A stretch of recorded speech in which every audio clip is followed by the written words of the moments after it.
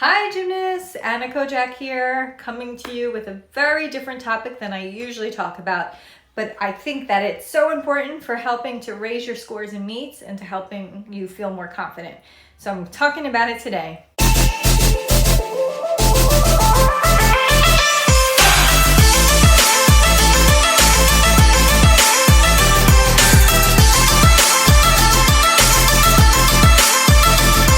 So here are some tips. First impressions matter. So when you are getting up to salute, it matters what you do. It matters if you're standing there waiting for the judge, kind of head down, shoulders slumped forward because you're really nervous or you're like just kind of like shaking, okay? And you're waiting and the judge looks up, raises their hand so you can salute, and they see like a gymnast that looks like this. What do you think they're expecting? They're expecting a gymnast who's not confident, who's going to get up there and make mistakes. And even if you don't, that was their first impression. It's how they saw you. So during your routine, they might subconsciously start to take more deductions because that's how they perceived you. So first impressions are so important. So instead, when you're waiting there for the judge, there's a second before you go to salute that they see you. So before you even go to salute, when you're standing there, shoulders back, chest lifted, chin up, crack a smile, which I know feels really hard if you're nervous, but you're gonna crack a smile and you're gonna stand there.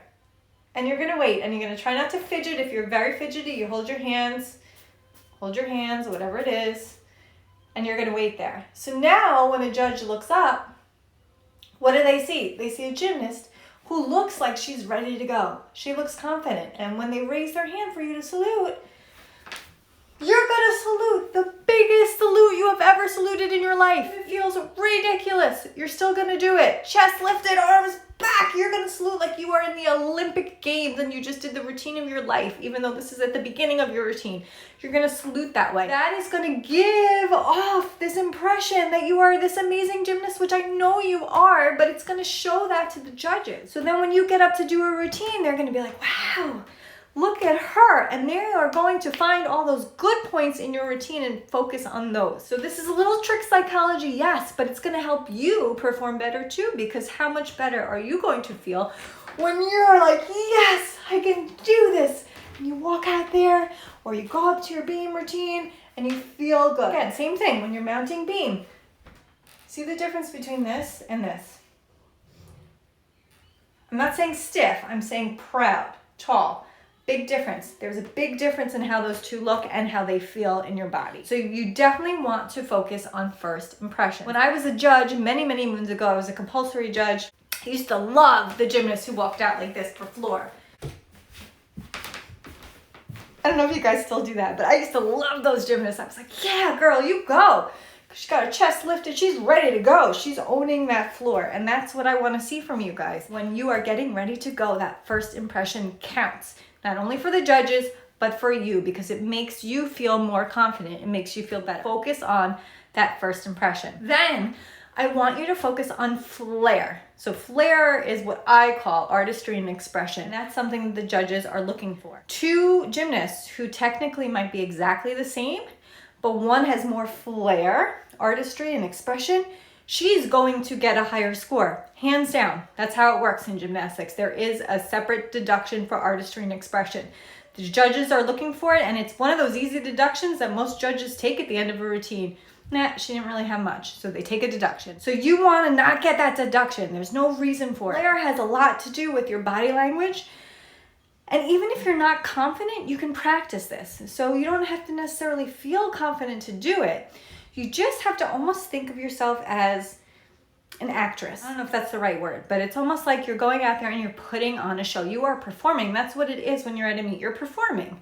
So if you're doing, if you're on beam and you have some arm gestures, right, and you're going through the motions and you're just kind of doing, does that look exciting? I mean, I'd fall asleep if I was watching, right? But what if you're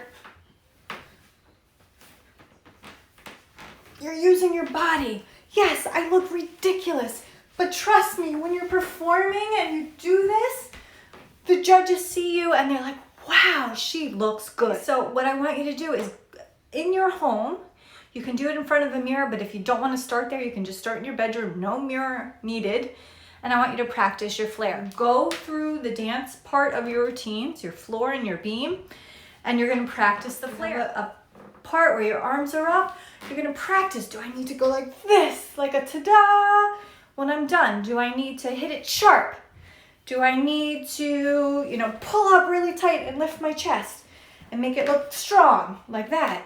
You have to kind of practice, but just practice those ta-das. I know they seem silly, but they are the best way to feel confident. Ta-da! You can even say the ta-da, but it's that feeling, here I am, world, look at me. That's what you want at me. You want the judges to be like, wow, look at her. Can't keep my eyes off of her. So I want you to practice that Flair. Go through your routines and just add the Flair wherever you can. And again, it might feel silly, but it is so going to make a difference. And the more you practice it at home, the less silly it will feel when you get to a meet. Because yes, if you're not used to going like this and then you get to a meet and you do that, you're almost gonna be like, what just happened? That was weird. But if you do it at home all the time, 10 times a day, maybe more every day, then you get to a meet and you're like, here we go, I'm all ready, like you're ready to go. Okay, so that is something that you have to practice, that Flair, that artistry, that expression. Think Caitlin Ohashi, her perfect 10 routines. Think of her, how she looks like she's having fun and she's showing off and she's moving her body. And yeah, maybe you're not all that comfortable yet with that kind of a feeling, but that's why you practice it. That's why you go home and you practice. Just a little bit of a chest lift and a chin up and a little smile on your face makes all the difference in the world. The technique doesn't have to be perfect. You don't have to be like an amazing dancer on stage performing, but just use those little bits that are going to help you appear like you are a more confident gymnast than maybe you feel. Okay, and then the same goes for the end. When you finish your routine, how you walk off also makes a difference. Yes, the judges have already written down their deductions, but first and last impressions, those are so important. So even if you have had the worst routine of your life, when you finish, do your ta-da, do your salute, like you just did the best routine of your life and walk off confident. There have been times, believe it or not, when judges have missed falls or missing elements or parts of the routine that, a fall it's crazy, but judges have missed them. Sometimes they're looking down and they don't even see a fall.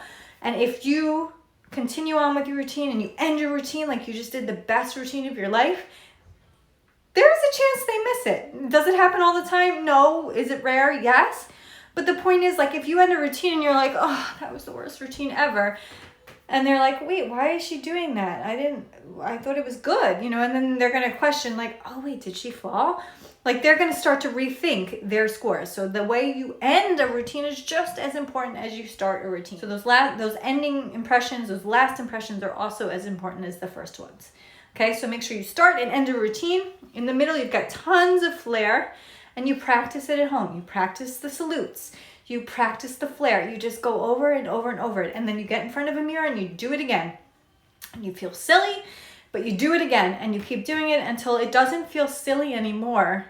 It just feels like part of what you're doing. You're performing. You're putting on a show, and this is how you do it. Okay, so I hope that helps. I know that as a judge, I was definitely always looking for those gymnasts who looked like they had Flair and who came out there like they were ready to own the stage. Even if they didn't do well technically, they still made an impression on me that always helped to boost their score up. So do that anyway. Even if you don't feel confident, do it anyway. All right, I will talk to you soon. Good luck, guys. You're doing so great this season. I know things are tough, but you guys, you're doing it. So keep going, and I'll see you soon.